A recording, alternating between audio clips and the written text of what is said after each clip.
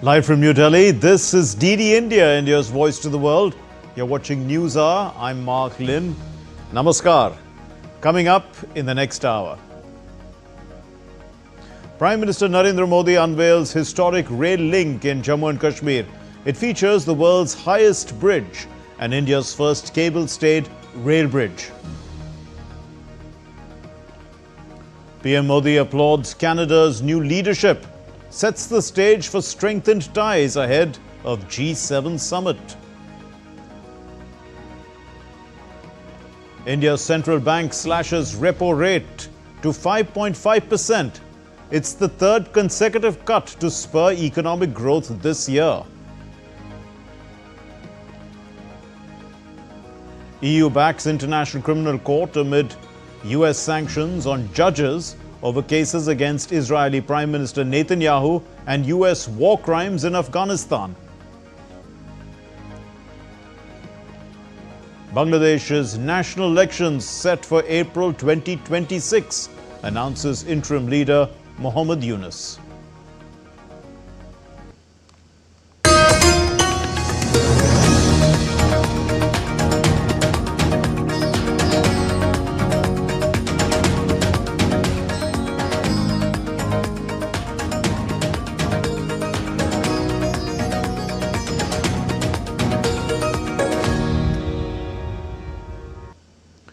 Prime Minister Narendra Modi has accepted the Canadian Prime Minister Mark Carney's invitation to attend the G7 summit that is scheduled to be held on June 15 to 17 in Alberta's Kananaskis. Now, it's happened in a post on X, and the Prime Minister congratulated the Canadian Prime Minister for his recent election victory, and he thanked him for the invitation of this G7 meeting later this month. The Prime Minister said that India and Canada will work together with renewed vigour, guided by mutual respect and shared interests.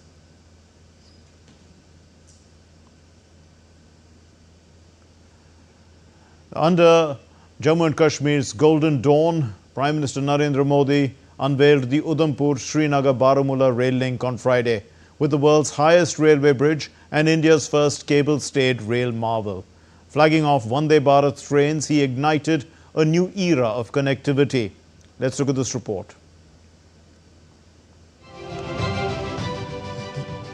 The sun rose over the majestic hills of Jammu and Kashmir on Friday, casting a golden glow at a historic moment for India's railway journey. Prime Minister Narendra Modi dedicated the transformative Udhampur-Srinagar-Baramulla rail link to the nation in Katra. This 272-kilometer-long engineering marvel was built at a cost of 44,000 crore rupees, and it stands as a testament to India's engineering prowess and the government's determination to overcome all challenges to unite its farthest corners. The USBRL, a fully electrified lifeline, weaves through 36 tunnels and 943 bridges, conquering the rugged Himalayan terrain with an unparalleled technological and engineering excellence. The entire project is a wonderful journey of most challenging civil engineering tasks that were performed to perfection. रास्ते में आने जाने की मुश्किलें, मौसम की परेशानी, लगातार पहाड़ों से गिरते पत्थर, ये प्रोजेक्ट पूरा करना मुश्किल था, चुनौतीपूर्ण था। लेकिन हमारी सरकार ने चुनौती को ही चुनौती देने का रास्ता चुना है। The Chenab Bridge is the world's highest railway arch bridge, soaring defiantly above the clouds, and the Anji Khad Bridge is India's first cable-stayed rail bridge. These architectural stunners symbolize India's ability to blend innovation with resilience, connecting hearts as much as destinations. Prime Minister Narendra Modi dedicated the Chenab Bridge to the nation on Friday, a marvel of engineering which elevates India's railway legacy, connecting Jammu and Kashmir with unparalleled ambition. Along with that, the Prime Minister also inaugurated the Anji Khad Bridge in Katra, a symbol of innovation. This architectural triumph strengthens connectivity. ये दोनों bridge सिर्फ ईंट, cement, steel और लोहे के ढांचे नहीं है। ये पीर पंजाल की दुर्गम पहाड़ियों पर खड़ी भारत की शक्ति का जीवंत प्रतीक है। Prime Minister Narendra Modi was warmly welcomed at the Katra railway station. The Prime Minister interacted with some students there. In a moment of pride, Prime Minister Modi also flagged off 2 Vande Bharat Express trains, one from Sri Mata Vaishno Devi Katra to Srinagar and another in the reverse direction. These sleek, indigenously built trains embody speed, comfort and India's self-reliant spirit. The trains will cut down travel time to Srinagar from Katra to 3 hours. Prime Minister Narendra Modi arrived on stage in Riyasi to address the nation. He laid the foundation stone and dedicated projects worth over 46,000 crore rupees. He also laid the foundation stone for 350 crore rupees Sri Mata Vaishno Devi Institute of Medical Excellence, boosting Riyasi's healthcare and connectivity, uniting India's farthest corners. साथियों, आप भली बात ही जानते हैं, मैं दशकों से जम्मू और कश्मीर आता जाता रहा। इंटीरियर इलाकों में मुझे जाने का, रहने का अवसर मिला है। मैंने इस सामर्थ्य को लगातार देखा है, महसूस किया है और इसलिए मैं पूरे समर्पण भाव के साथ जम्मू कश्मीर के विकास में जुटा हूं। From Katra's sacred soil, Prime Minister Narendra Modi's vision radiated, a connected India where no citizen is left behind. The USBRL is more than a railway project. It's a defining moment for the Kashmir Valley, set to spur economic growth, tourism and cultural exchange. Indian Railways under Modi's stewardship are no longer just tracks. They are the arteries of a new interconnected India, pulsing with ambition and unity. Regular services of Vande Bharat trains between Katra and Srinagar commence Saturday. Bureau Report, DD India. The Reserve Bank of India, or the RBI, has cut the repo rate by 50 basis points to 5.5% in its June monetary policy review.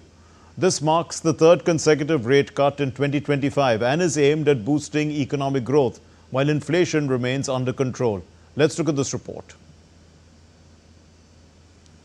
India's central bank, the Reserve Bank of India, has cut the repo rate 3 times so far this year, reducing it by a total of 100 basis points from 6.5% in February to 5.5% in June.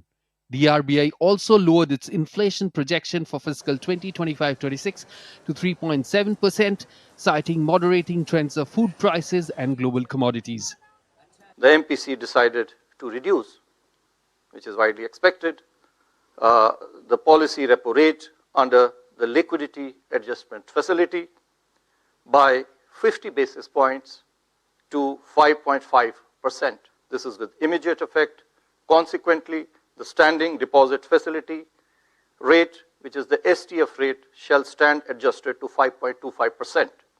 And the marginal standing facility MSF rate and the bank rate shall stand adjusted to 5.75%. The RBI kept the repo rate unchanged throughout 2024 as the central bank maintained a tight monetary policy to keep the inflation under check. Retail inflation has moderated to 3.2%, well below the RBI's 4% target, largely due to falling food prices. The central bank also plans to encourage borrowing and investments to achieve the GDP growth target, projected at 6.5% for the fiscal year. Alongside the rate cut, the RBI has reduced the cash reserve ratio, or CRR, by 100 basis points as well, injecting about 2.5 lakh crore rupees into the banking system. Real GDP growth rate for this year 25-26 is projected at 6.5%. We continue with our earlier forecast, with Q1 at 6.5, Q2 at 6.7, Q3 at 6.6, and Q4 at 6.3%.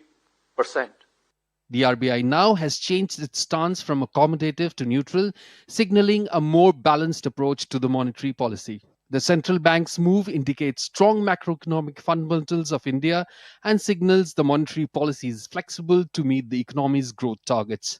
The rate cuts are also expected to lower fresh borrowing costs, benefiting home, auto, and business loan borrowers, and are expected to reduce EMIs on existing floating loans. The deposit rates are also expected to decline. The June 2025 Monetary Policy Committee decision focuses on growth support, inflation control, and liquidity management aimed at elevating India's economic standing on the global stage. Bureau Report, DD India. And Shubhamay Bhattacharjee, Senior Business Affairs Journalist, is joining us now. Mr. Bhattacharjee, it's the third consecutive repo rate cut. How does it align with the RBI's broader monetary policy strategy? It does align, and it aligns rather well, because what the central bank governor, the Reserve Bank Governor, Mr. Sanjay Malhotra, said is that pushing growth is now the primary target of the Reserve Bank of India. Till now, we were looking at both controlling inflation as well as allowing growth to push up.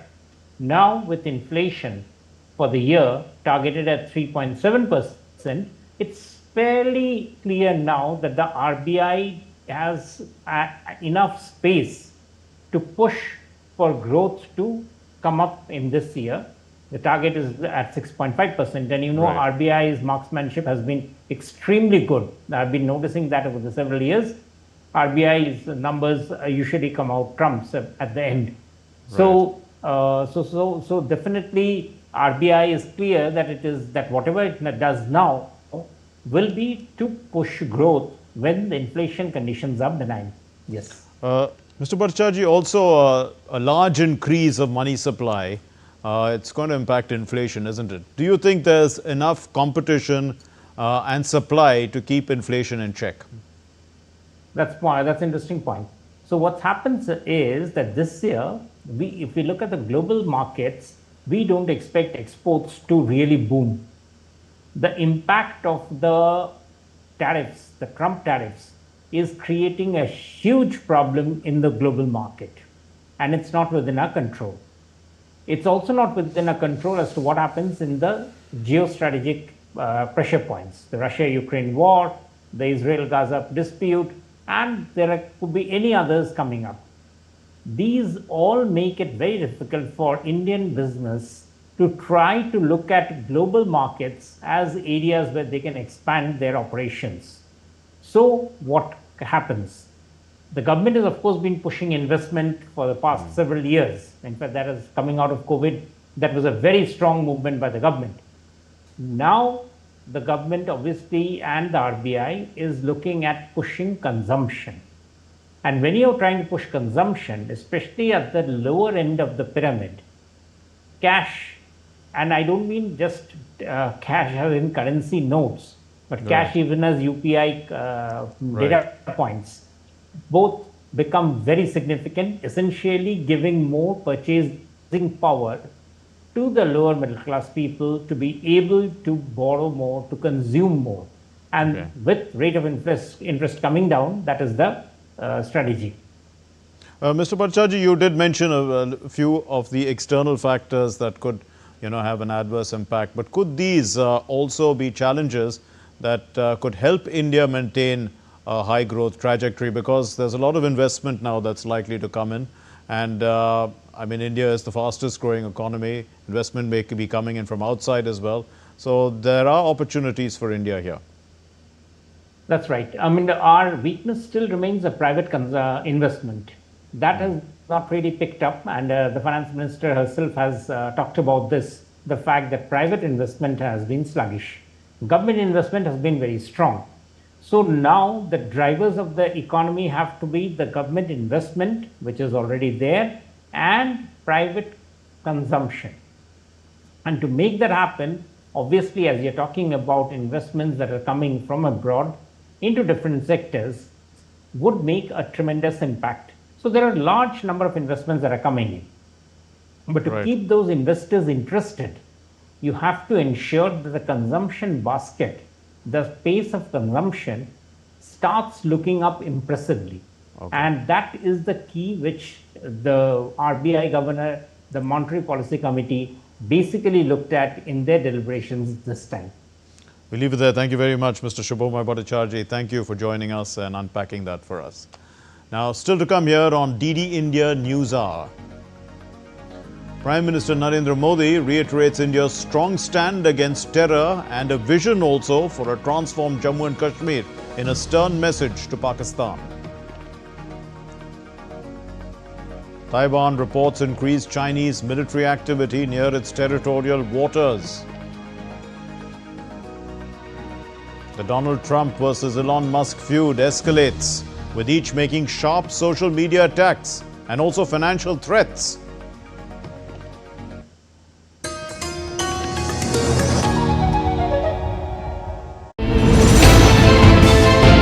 Geopolitics and trade deals. Economic challenges amid development. Hard work and the path to prosperity. It's the economy always.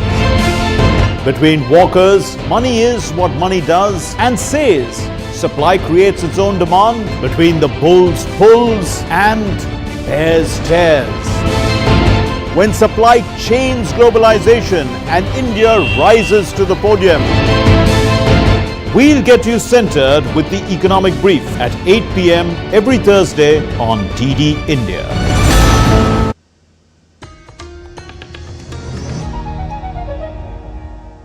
You're watching DD India News Hour. I'm Mark Lynn. From the heart of Jammu and Kashmir, Prime Minister Narendra Modi delivered a stern message against Pakistan's terror agenda, reaffirming India's resolve and highlighting the transformative strides in the Kashmir Valley. Let's look at this report. In a powerful address from Jammu and Kashmir, Prime Minister Narendra Modi launched a blistering attack on Pakistan, accusing the rogue neighbor of striking at the soul of Kashmiriat and humanity. He said Pakistan's intent was not just to spread terror, but also derail peace and snatch livelihoods of the people of Jammu and Kashmir. Pakistan ने पहलगाम में इंसानियत और कश्मीरियत दोनों पर वार किया। उसका इरादा भारत में दंगे कराने का था।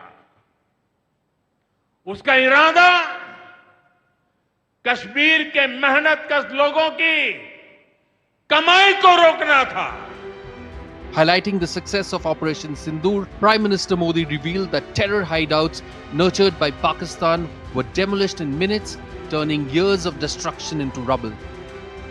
6 मई की वो रात पाकिस्तान के आतंकियों पर कयामत बरसी थी।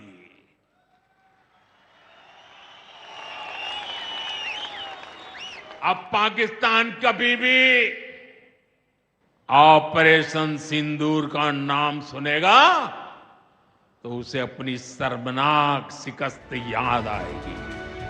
The Prime Minister also expressed deep concern over the targeting of innocent civilians by Pakistan. He assured that the central government will extend further assistance to the affected families. केंद्र सरकार ने ये तय किया है जिन घरों में बहुत ज्यादा नुकसान हुआ है उन्हें अब 2 लाख रुपए और जो घर आंशिक रूप से क्षतिग्रस्त हुए उन्हें 1 लाख रुपए की सहायता अलग से दी जाएगी। Calling Jammu and Kashmir the crown of India, PM Modi emphasized the centre's continuous push for development, underscoring both policy efforts and real change on the ground. Bureau Report, DD India. India's global outreach on Operation Sindoor is now in its final leg.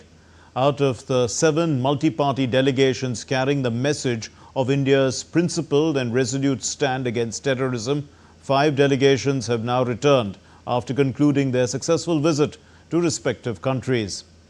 Now in Berlin, the all-party delegation, which was led by Ravi Shankar Prasad, met with Omid Neuripor, who is the Vice President of the German Parliament, and they expressed gratitude for Germany's strong support of India's anti-terrorism stance. The delegation also held a meeting with Ralph Brinkhaus, who is a member of the German Bundestag, and Armin Laschet, who's the chairman of the Foreign Affairs Committee. This is an opportunity for India and Germany to strengthen its strategic relations, to strengthen its growing strategic partnership, because a strategic partnership can only be built on a common understanding or a shared understanding of the nature of the enemy. In Washington, D.C., Shashi Tharoor's delegation engaged with the Vice President, J.D. Vance, on anti-terrorism cooperation. The two sides met with their delegations, holding comprehensive discussions over a wide array of critical issues, from counter-terrorism efforts to enhancing technological cooperation. Later, the Indian delegation in the United States also interacted with members of various think tanks at the Indian Embassy. The conversation focused on India's fight against terrorism and the multifaceted partnership. Taiwan's Ministry of Defense detected 38 Chinese aircraft, 7 Chinese vessels and 1 official ship operating around its territorial waters on Friday. Out of the 38, 35 sorties crossed the median line and entered Taiwan's northern, southwestern and eastern air defense identification zones. Earlier on Thursday, Taiwan detected 24 sorties of PLA aircraft and 8 PLA Navy vessels operating around itself. Now, Beijing has sent 2 aircraft carrier strike groups and numerous warships as well to the waters both north and south of Taiwan last month, amid rising tensions between China and Taiwan.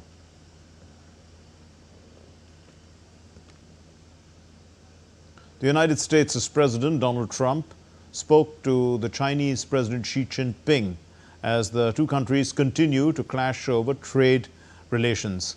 The leaders have agreed to further their talks aimed at reaching a deal. Behind closed doors and across continents, a crucial conversation unfolded, one that could reshape global economic landscape. US President Donald Trump and Chinese President Xi Jinping have agreed to restart high-level trade talks in a bid to ease months of mounting commercial tension that's rattled markets worldwide. The two leaders spoke over the phone Thursday, marking their first known interaction since Trump returned to the White House in January. The White House confirmed that the 90-minute call focused almost entirely on trade, with hopes of resolving key issues, especially over rare earth minerals critical for tech manufacturing and access to Chinese student visas for college and graduate. President Trump called the exchange very positive and announced that a senior US trade delegation would soon meet Chinese officials. We had a very good talk, and we've straightened out any complexity. It's very complex stuff, and we straightened it out. The agreement was we're going to have Scott and Howard and Jameson will be going and meeting with their top people and continue it forward. But no, I think we have everything. I think we're in very good shape with China and the trade deal. China's statement, however, struck a more cautious tone, acknowledging the discussion but also urging the US to tread carefully on Taiwan, signaling broader geopolitical concerns. The backdrop to this renewed dialogue is a fragile 90-day tariff truce that temporarily eased duties worth billions of dollars in goods. The truce deal slashed US tariffs on Chinese imports from 145 to 30% and China's retaliatory levies on US goods from 125 to 10%. With that deadline expiring the 12th of August and both sides accusing each other of violations, the clock is ticking on whether this reset will bring real resolution or just another pause in a growing trade war. With agency inputs, Tripti Tripathi, AD India. The German Chancellor Friedrich Merz acknowledged on Friday that Germany will remain reliant on the United States for some time following his first official visit to Washington, where he met President Donald Trump. Speaking at a business event, Merz highlighted transatlantic ties and said that he discussed U.S. tariffs with Trump using his own U.S.-made BMW as an example of how tariffs harm both economies. Merz also said that some U.S. scientists are considering Europe as a potential hub for research due to the current academic climate in the United States. Whether we like it or not, we will remain dependent on the United States of America for some time to come. However, I said to Donald Trump last night that you also need partners in the world, and the Europeans are like no other. And the Germans in particular are the most suitable partners in the world when it comes to meeting the common challenges now. And that is the difference between authoritarian systems and democracies. The European Union has voiced strong support for the International Criminal Court, the ICC, after the United States had imposed sanctions on 4 ICC judges in retaliation for actions against Israeli Prime Minister Netanyahu and the US troops. Now, Slovenia, one of whose nationals, in fact, is among the sanctioned judges, urged the EU to activate its blocking statute. This is to prevent enforcement of the US sanctions in Europe.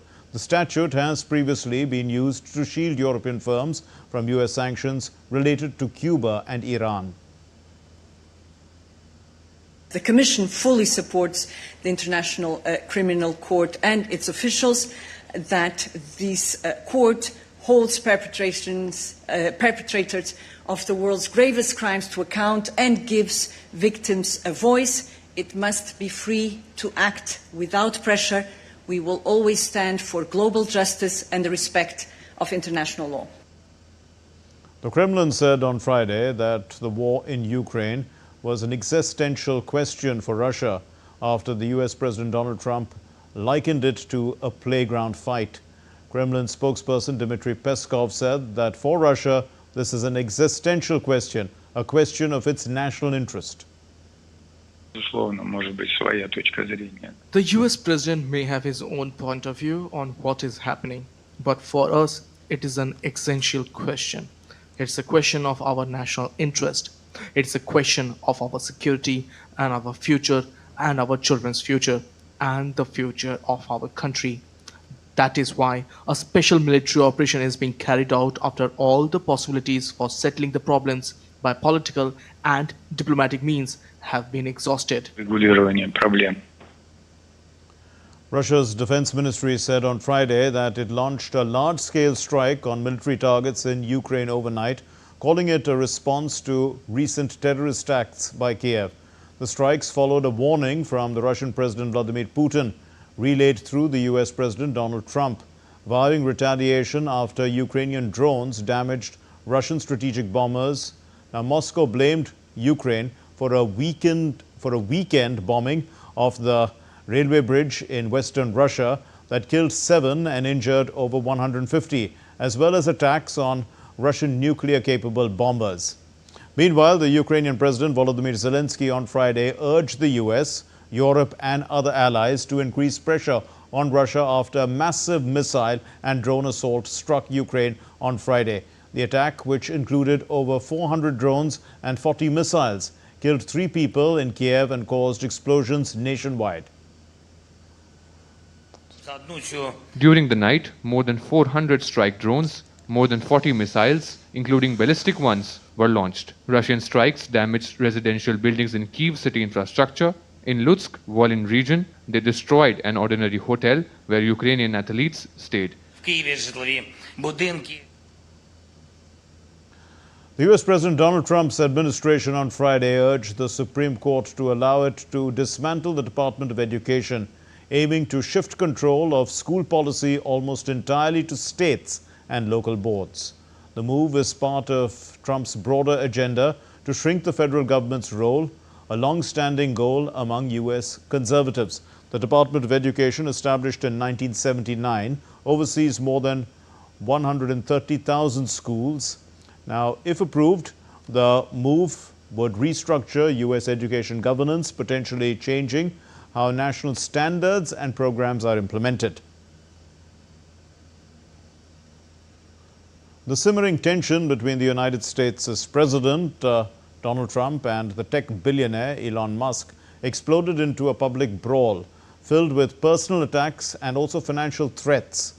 Trump and Musk engaged in a public spat online, with Trump targeting Musk's companies, government subsidies, and Musk responding with an unsubstantiated claim linking Trump to the sealed Jeffrey Epstein files.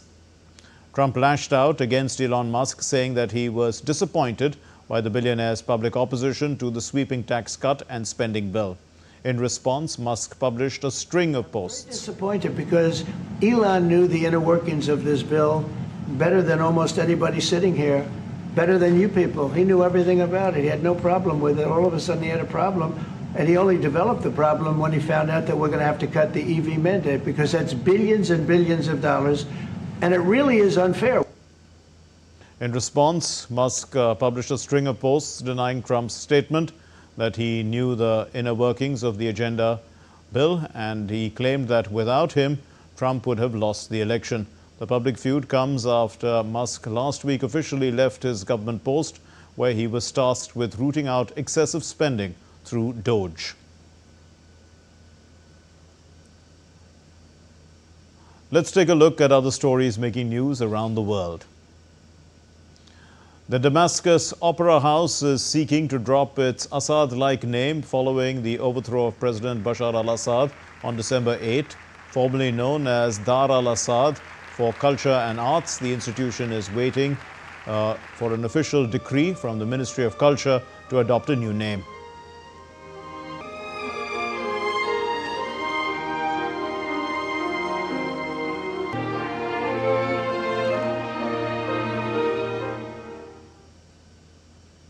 The Netherlands will hold snap elections on October 29 following the collapse of the ruling coalition after the far-right leader Geert Wilders withdrew his support.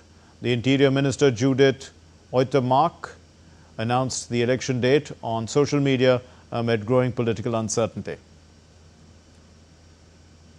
The French coastal city of Nice is set to host the third United Nations Ocean Conference from June 9 to 13, a high-level summit co-chaired by France and Costa Rica.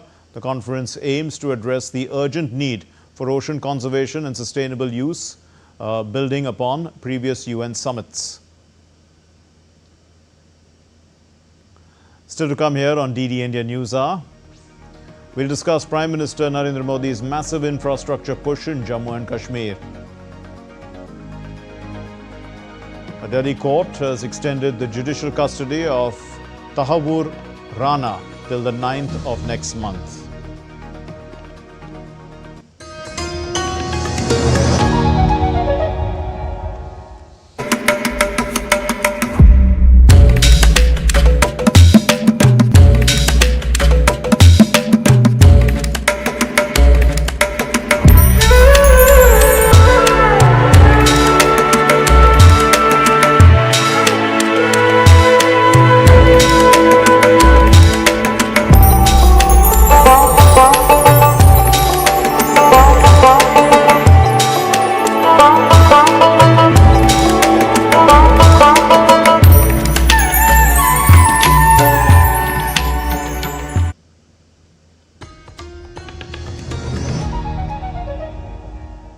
You're watching DD India Newshour. I'm Mark Lynn. Now, to discuss Prime Minister Modi's infrastructure push in Jammu and Kashmir as a strategic signal to Pakistan and how it fortifies India's broader diplomatic outreach following Operation Sindoor, we have with us Professor Harsh Vardhan Pant. He is the Vice President of the Observer Research Foundation. Professor Pant, thank you for being with us. Now, in what ways do large-scale projects, in Jammu and Kashmir serve as both economic enablers as well as geopolitical statements to Pakistan?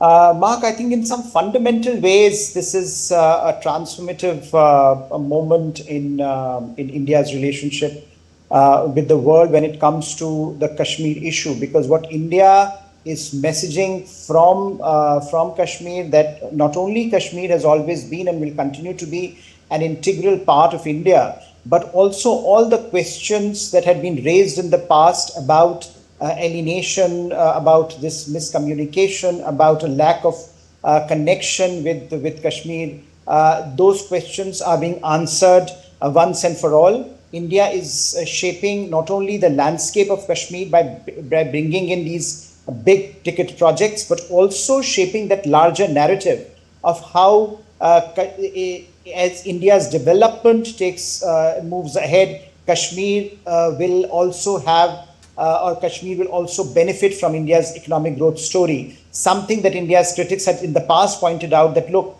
Kashmir remains a heavily militarized, entity, and therefore perhaps India has not yet integrated Kashmir well. But what Prime Minister has done now is to once and for all answer those critics that as far as Pakistan is concerned, it not only has no locus standi on the question, but India is continuing to move ahead with its developmental projects, once again highlighting how Pakistan and Pakistani military wants to undercut that precise development. Right, it was because of this reason that Pahalgam incident happened, that the move towards economic growth that Kashmir has been witnessing since the last few years, it was that they want to stop, and that is something India will not allow to happen. Professor Pant, have India's multi-party delegations after Operation Sindoor succeeded, in amplifying India's infrastructural developments as well, and the broader message that you brought out of stability and strength in Kashmir? I think that was one of the most important messages that went through the entire world. And I think there is also, Mark, some misunderstanding that, that we were out there to convince the world about our position. I think it was these multi-party parliamentary delegations that went across the world. They were telling one basic truth, and the truth was that Kashmir is becoming more and more integral to India's own developmental agenda, and that ordinary Kashmiris are benefiting from it. And that's the reason why Pakistan is feeling so isolated and threatened by these developments. And I think that was a message that different delegations in different parts of the world conveyed to wider constituencies across the world, that as India moves towards achieving higher growth rates, as India becomes one of the fastest growing major economies in the world, as India achieves its position in the global economic hierarchy, Kashmir will walk hand in hand with India rather than an entity that has to be looked at through an India-Pakistan prism, because that prism has been shattered once and for all. Indeed. And Professor Pant, how will this improved connectivity boost, the economic potential of Jammu and Kashmir? One of the things, Mark, that Kashmir had been struggling with over the last few decades is, of course, the wider security situation, which has now been stabilized. But this wider connectivity issue, that Kashmir had not been connected very well with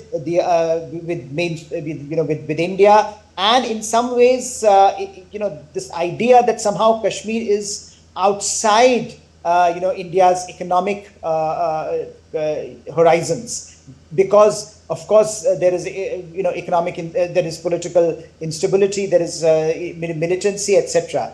As Indian government has managed to bring a degree of political control, a degree of political legitimacy, a degree of stabilization in Kashmir, we are now witnessing how significant economic benefits can be reaped through this kind of stability. And as we build these major infrastructure projects, as we connect, as we bring Kashmir into India's heartland, I think more and more Kashmiris will feel the benefit from these developments. They will feel it in terms of the economic landscape as it changes. They will feel it in terms of how already we have witnessed how tourism has increased manifold. And of course, as industry and Indian industry goes there and establishes itself, I think those are the concrete benefits that once they start reaching ordinary Kashmiris, Pakistan, whatever little legitimacy Pakistan may have had in the past, that will also crumble. And I think that's the message that Prime Minister also gave in his tour this time, that ultimately Pakistan is targeting that,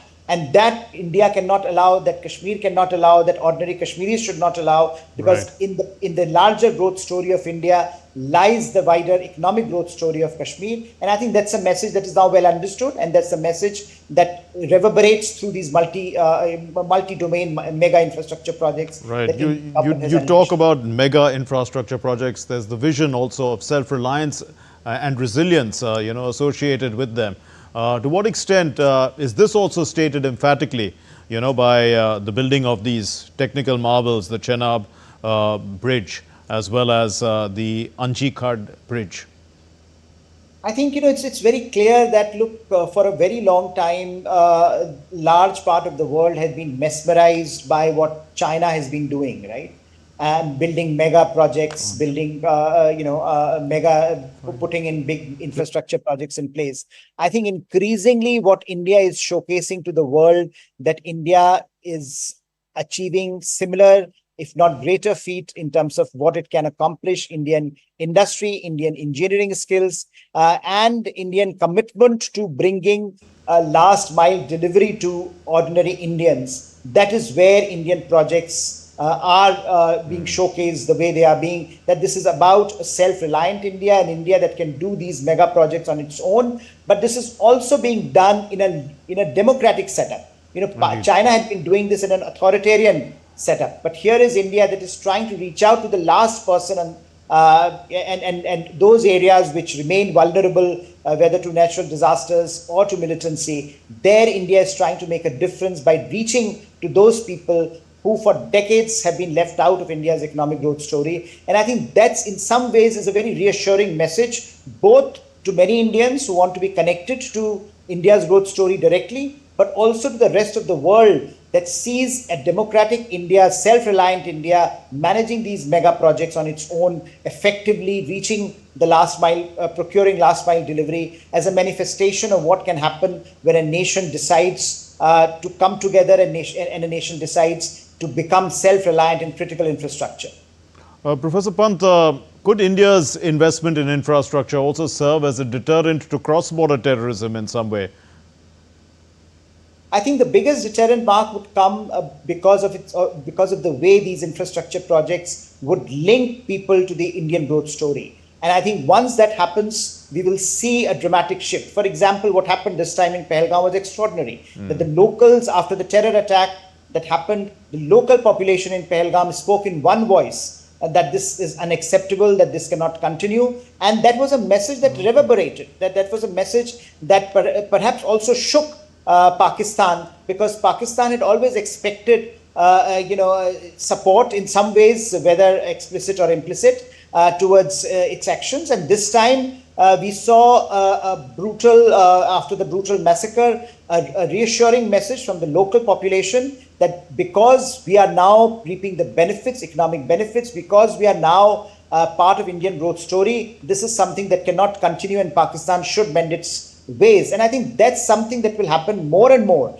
once these projects reach last mile delivery, once ordinary Kashmiris get themselves direct benefits from these projects. So in the end, Professor Pant, would you say that the Prime Minister's presence in Jammu and Kashmir more than counters Pakistan's narrative on the region, it completely debunks it? Absolutely. And I think not only Pakistan's, this whole idea that somehow Mr. Trump is here to solve this big problem of India-Pakistan. I think as India has stated, there is nothing to talk to Pakistan about. Kashmir is galloping ahead. Kashmir is moving ahead. Kashmir is moving Kashmir is stepping together with India into 21st century economic realities. There is nothing to talk to Pakistan about, only terrorism and POK. And I think that's the message that India has given. And that's a message that has not only gone to Pakistan, but also to those who think that there is something to be negotiated between India and Pakistan on the issue of Kashmir. We leave it there. Thank you very much, Professor Harshvardhan Pant, Vice President of the Observer Research Foundation. Thank you for unpacking that for us. Now, foreign ministers of Kazakhstan, Kyrgyz Republic, Tajikistan, Turkmenistan and Uzbekistan met Prime Minister Narendra Modi in New Delhi. The Prime Minister said that India deeply cherishes its historical ties with the countries of Central Asia.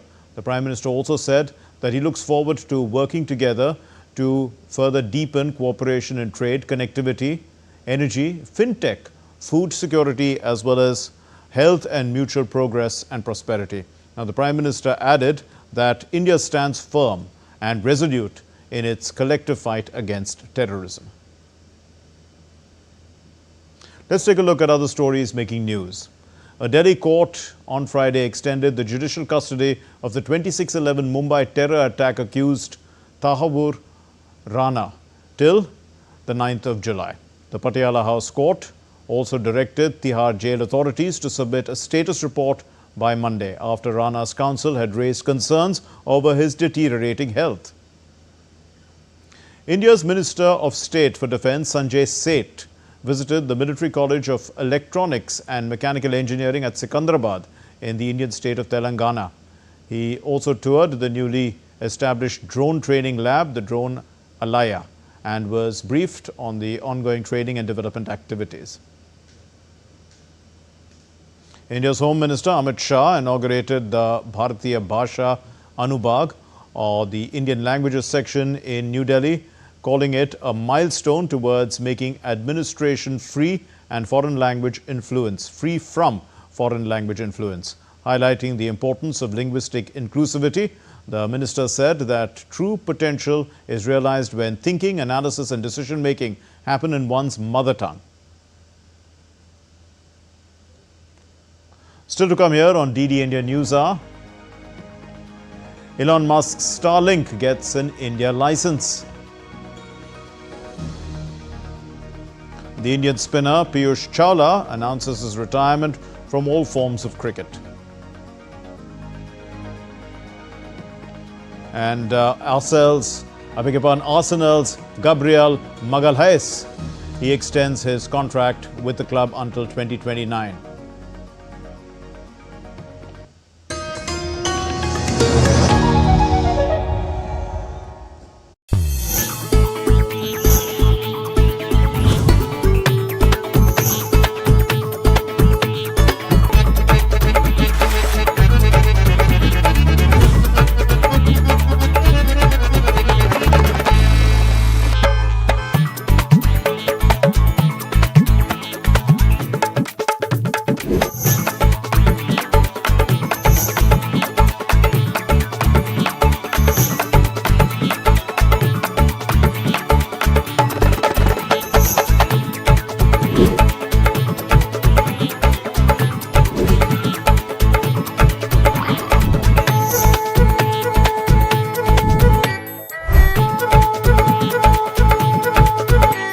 Welcome to Jaipur.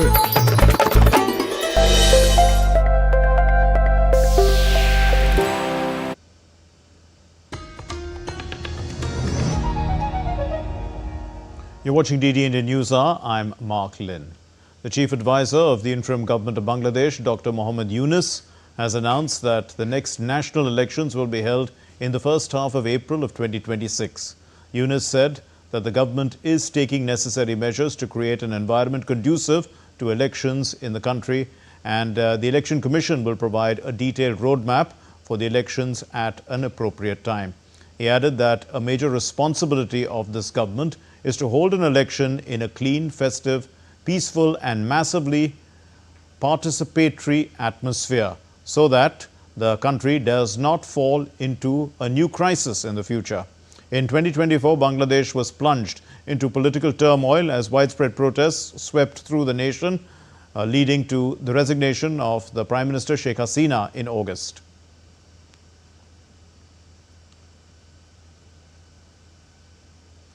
In a significant development, Elon Musk's satellite internet venture Starlink has been granted licenses to launch GMPCS satellite services, VSAT services and Category A ISP operations under the nation's unified license regime. Now, with this green signal from the Department of Telecom, Starlink is now set to roll out high-speed satellite-based internet across India, including remote and underserved regions. The move is expected to bolster digital inclusion, enhance communication infrastructure, and place India firmly on the map of next-generation connectivity. On the eve of Eid-ul-Zuha, the President of India, Draupadi Murmu, has greeted fellow citizens. The President said, and I quote, "On the occasion of Eid-ul-Zuha, I extend my heartiest greetings and best wishes to all fellow citizens and Indians abroad, especially our Muslim brothers and sisters. This festival is a symbol of sacrifice, faith, and humane values. It spreads the message of unity, love, and brotherhood in society. Let us work together to build a better society by adopting the values of selflessness and dedication in our lives." Muslims across the Middle East and North Africa, or West Asia and North Africa, they celebrated the first day of Eid al-Adha, as it's called there, on Friday with prayers, now family gatherings too, and acts of charity. Eid al-Adha, Islam's major festival, honors the devotion of Prophet Ibrahim, marked by sacrifices and prayers during the annual Hajj pilgrimage. Thousands of Muslims, their worshippers, they attended the Eid al-Adha prayers outside the Al-Azhar Mosque in Jakarta as they celebrated the religious festival. People in the West Java city of Bogor also joined worshippers across Indonesia. Thousands of pilgrims gathered at the Grand Mosque in Makkah on early Friday to perform Eid al-Adha prayers, a significant ritual during the annual Hajj pilgrimage. The solemn gathering marked a spiritual high point for millions of faithful undertaking the sacred journey this year.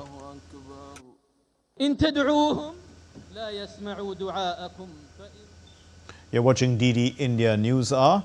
Let's get you the sports news. The sports news now. The Indian decorated leg spinner Piyush Chawla announced his retirement from all forms of cricket on Friday. Chawla was part of India's victorious 2007 T20 World Cup as well as the 2011 ODI World Cup winning squads. Chawla played for 4 franchises as well in the Indian Premier League, taking 192 wickets in 192 matches. The third highest wicket taker in IPL history. He announced his decision by releasing an official statement on social media. He expressed gratitude to his coaches, family and the cricketing bodies that supported him throughout his career. Arsenal's star defender Gabriel Magalhaes has extended his contract with the North London club until 2029. Gabriel's partnership with William Saliba, it blossomed into one of the most formidable defensive pairings, providing the foundation for Arsenal's resurgence as title contenders. Gabriel's true value became apparent when an injury ruled him out and Arsenal's Champions League campaign got derailed. With 210 appearances already under his belt, Gabriel's extended stay has bolstered Arsenal's defensive armoury. Defending champion Carlos Alcaraz secured a spot in the French Open 2025 final after his opponent Lorenzo Musetti retired injured in the 4th set of their semi-final on Friday. Musetti, who was dealing with an issue in his left thigh, threw in the towel after 2 games in the 4th set. He will now face either the world number 1 Yannick Sinner or the 24-time Grand Slam champion Novak Djokovic, the greatest of all time, in Sunday's final. Alcaraz is attempting to become one of only 3 people, or the 3rd man, to retain his Roland Garros title this century after Rafael Nadal and Gustavo.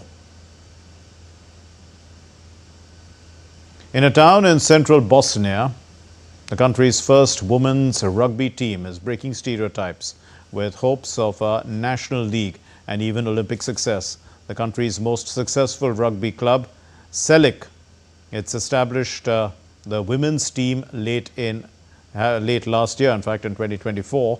Now, 25-year-old German language student Sarah Hadzik heard about rugby at the university and decided that it was a chance to do something different, something new. And other women on the team also got into the sport after bringing their children to practice and deciding to give it a go themselves. Coach Mirza Oruk has wanted the team to eventually compete at the European level and even qualify for the 2032 Olympic Games in Brisbane in Australia. I've always liked those slightly harder and rougher sports, and one of those was karate, which I trained in. And I also had the habit too of liking to watch movies with men's sport.